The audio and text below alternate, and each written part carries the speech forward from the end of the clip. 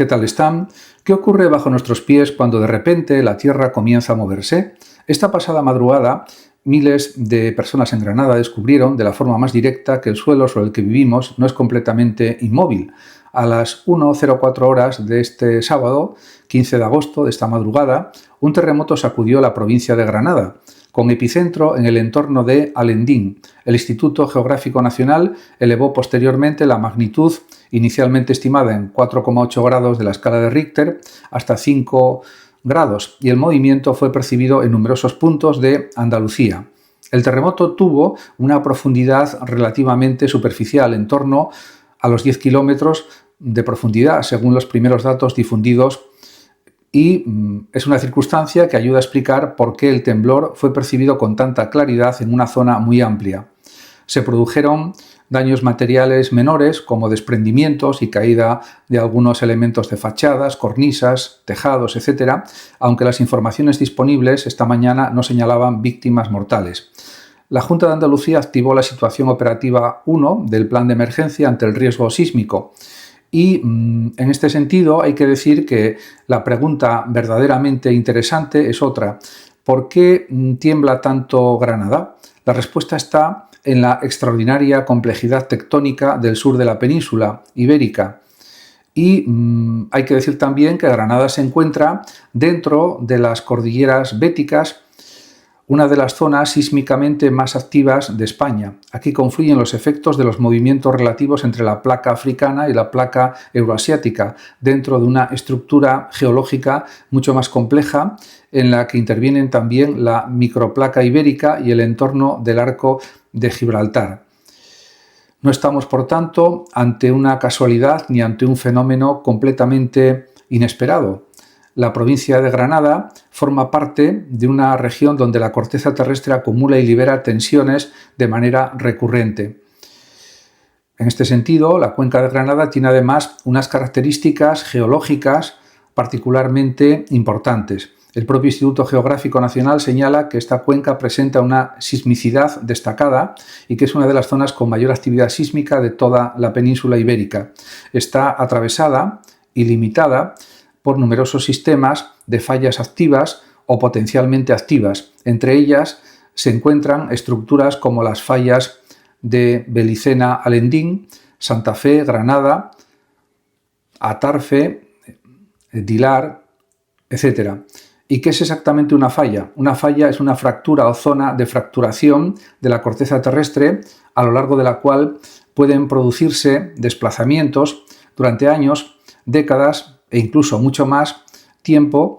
Las fuerzas tectónicas pueden ir acumulando tensión y cuando la resistencia de la roca se supera, una parte de esa energía se libera bruscamente. De esta forma, podemos decir que esa liberación de energía es el terremoto. Por eso no debemos imaginar que el terremoto aparece porque algo explota bajo Granada. Lo que sucede es mucho más interesante. Las rocas se deforman lentamente durante muchísimo tiempo y en cuestión de segundos una parte de esa energía acumulada se libera mediante el movimiento de una falla. En este aspecto, la razón por la que Granada resulta especialmente sensible está también relacionada con la naturaleza de su cuenca. Realmente la sismicidad de esta zona se concentra fundamentalmente en las cuencas intramontañosas y muchos de los terremotos son superficiales, generalmente a menos de 30 kilómetros de profundidad y de magnitud baja o moderada. En cualquier caso, hay que decir que la mayoría son movimientos sísmicos moderados, pero esto no significa que no puedan producirse terremotos importantes. La historia de Granada lo demuestra.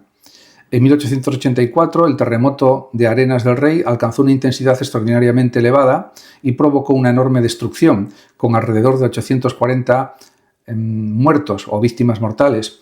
También existen antecedentes importantes en 1431 y 1531.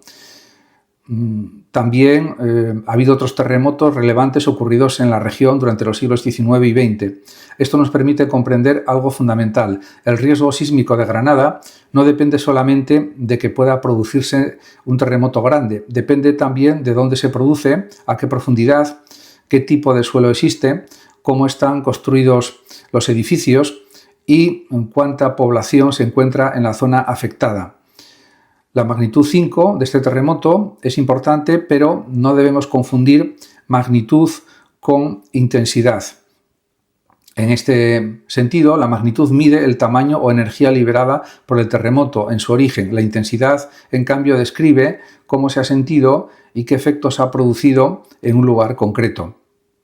Por eso, un terremoto con una determinada magnitud puede sentirse mucho más fuerte cerca del epicentro que a cientos de kilómetros.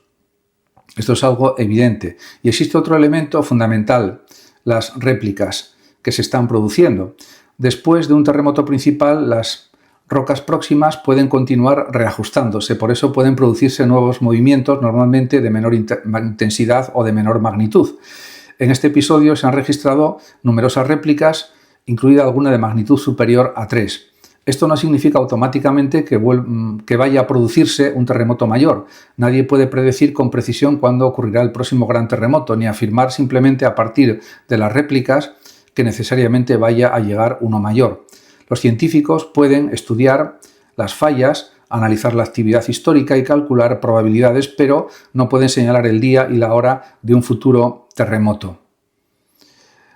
Y esta es precisamente la gran lección del terremoto de Granada.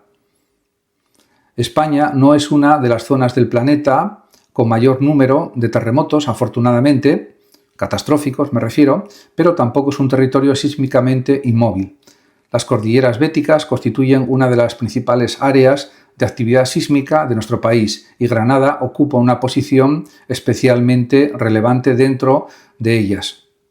Muchas gracias a todos por su atención y hasta mi próximo vídeo. El que lo desee puede compartir este vídeo, darle like o suscribirse a mi canal de YouTube que ya dispone de más de 13.900 vídeos. Muchas gracias a todos y hasta siempre.